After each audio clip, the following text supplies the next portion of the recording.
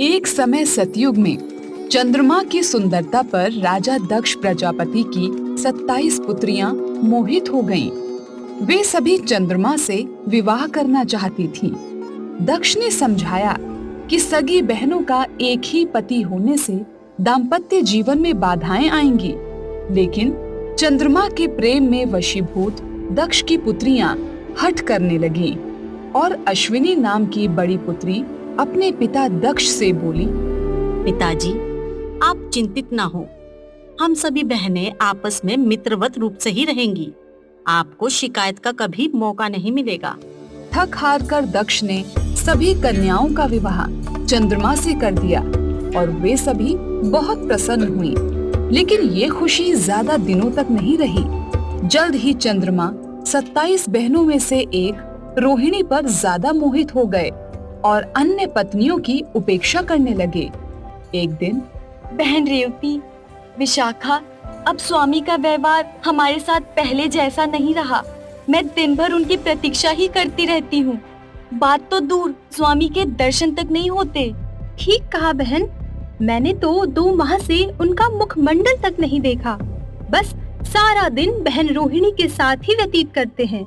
हाँ विशाखा, मैंने इस संदर्भ में कई बार स्वामी से बात की, परंतु वो मेरी बात को अनसुना कर देते।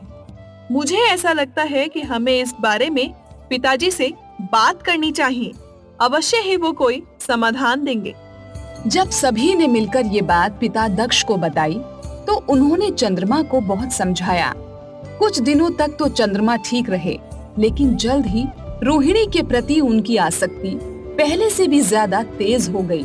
और फिर एक दिन, देख रही हो ना रेवती, विशाखा, पिताजी के समझाने का भी स्वामी पर कोई प्रभाव नहीं पड़ा। हाँ दीदी, आप सही कह रहे हो। मुझे तो ऐसा लग रहा है जैसे मैं अब भी मायके में ही रह रही हूँ। मुझे तो कुछ समझ नहीं आ रहा कि स्वामी ऐसा व्यवहार क्यों कर रहे हैं। तुम परेशान ना हो विशाखा, एक बार फिर मैं पिताजी से इस विषय में बात करूंगी। मैं अभी पृथ्वीलोक पर जाती हूँ, तुम चिंता ना करो।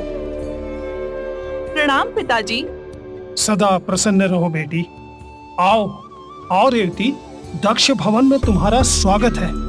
तुम अकेली ही आई हो? हमारे जमाता चंद्रदेव नहीं आए? जमाता? पिताजी, आपके जमाता से बात तो दूर, उनका मुख देखे हुए भी महीनों बीत जाते हैं। मैं इसी विषय पर आपसे फिर बात करने आई हूँ। पिताजी, मैं खुद तो जैसे तैसे अपने आप को संभाल लेती हूँ, पर बाकी सभी बहनों का दुख मुझसे नहीं देखा जाता। रेवती, अभी तुम्हारा पिता दक्ष प्रजापति जीवित है पुत्री। तुम चिंता ना करो, मैं एक बार पुनः चंद्रमा से बात करूंगा और अब की बार मैं इस समस्या का हल अवश्य निकाल कर रहूंगा। तुम निश्चिंत होकर चंद्रलोक जाओ और अपनी सभी बहनों का ध्यान रखो। रोहिणी के अलावा बाकी सभी पुत्रियों के विलाप से दुखी दक्ष ने फिर चंद्रमा से बात की, लेकिन चंद्रमा ने अहंकारवश दक्ष का ही अपमान कर दिया।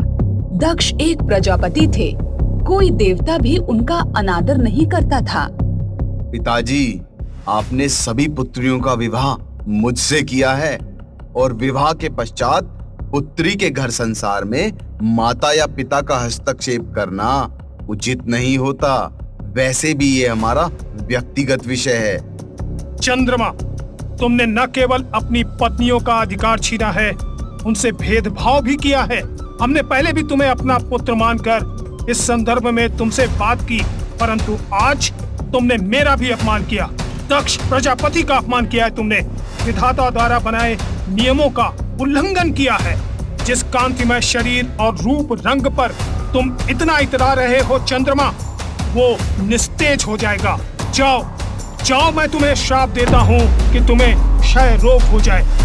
प्रजापति दक्ष के इतना कहते ही श्राप अपना प्रभाव दिखाने लगा और चंद्रमा की चमक समाप्त हो गई। ऐसा होने से पृथ्वी पर समय की गति बिगड़ने लगी। परेशान होकर देवता चंद्रमा सहित ब्रह्मा जी की शरण में गए। ब्रह्मा दक्ष के पिता थे, लेकिन दक्ष के श्राप को समाप्त कर पाना भी उनके वश में नहीं था। उन्होंने देवताओं को शिवजी की शरण में जाने का सुझाव दिया और चंद्रमा से कहा, चंद्रदेव, आप तपस्या द्वारा भगवान शिव को प्रसन्न करें। दक्ष पर उनके अलावा किसी और का वश नहीं चल सकता। तुम्हें उनकी शरण में जाना होगा, वही तुम्हारा कल्याण करेंगे। ब्रह्मा जी की सलाह पर चंद्रमा ने गुजरात के सौराष्ट्र क्षेत्र में समुद्र तट पर शिवलिंग बनाकर घोर तप आरंभ किया, जिससे महादेव प्रसन्न हुए और प्रकट होकर चंद्रमा से वरदान मांगने को कहा। प्रणाम भगवान, मैं तुम्हारी तपस्या से प्रसन्न हूँ। मांगो, क्या मनोकामना है? हे भोलेनाथ, मुझे मेरे सभी अपराधों के लिए क्षमा कर दीजिए प्रभु। मैं अपने द्वारा किए गए व्यवहार पर बहुत लज्जित हूँ। मुझे इस रोग से मुक्ति का वरदान दे आशुतोष। तुम्हें जिसने श्राप दिया है वह कोई साधारण व्यक्ति नहीं है। उसके श्राप को पूर्णतः समाप्त करना उचित नहीं है, पर फिर भी मैं तुम्हें जीवन दान देता हूं। अब से 1 माह में 2 पक्ष होंगे। अमावस्या के बाद शुक्ल पक्ष में तुम मेरे वरदान से तेजस्वी और कांतिमय हो जाओगे और धीरे धीरे पूर्ण होकर पूर्णिमा पर अपने संपूर्ण आकार को प्राप्त करोगे। लेकिन दक्ष के श्राप के प्रभाव से पूर्णिमा के पश्चात कृष्ण पक्ष में धूमिल होकर क्षीण होने लगोगे। इतना ही नहीं, तुम्हारे प्राणों की रक्षा के लिए मैं तुम्हें अपने मस्तक पर स्थान देता हूं। इसके बाद से ही शुक्ल पक्ष और कृष्ण पक्ष की व्यवस्था शुरू हुई और चंद्रमा को मस्तक पर स्थान देने के कारण महादेव का एक नाम चंद्रमौलेश्वर भी पड़ा। चंद्रदेव की स्तुति से महादेव जिस स्थान पर निराकार से साकार हो गए थे, उस स्थान की देवताओं ने पूजा की और वहां चंद्रमा द्वारा बनाया गया शिवलिंग ही प्रथम ज्योतिर्लिंग सोमनाथ के नाम से विख्यात हुआ। कालांतर में चंद्रमा की वो 27 पत्नियां ही 27 नक्षत्र बनी। इस प्रकार की रोचक कहानियों को सुनने के लिए हमारे इस चैनल को लाइक, शेयर और सब्सक्राइब करें और हाँ, बेल आइकन जरूर दबाएं ताकि रोचक कहानियों का नोटिफिकेशन सबसे पहले आप तक पहुंचे। नमस्कार।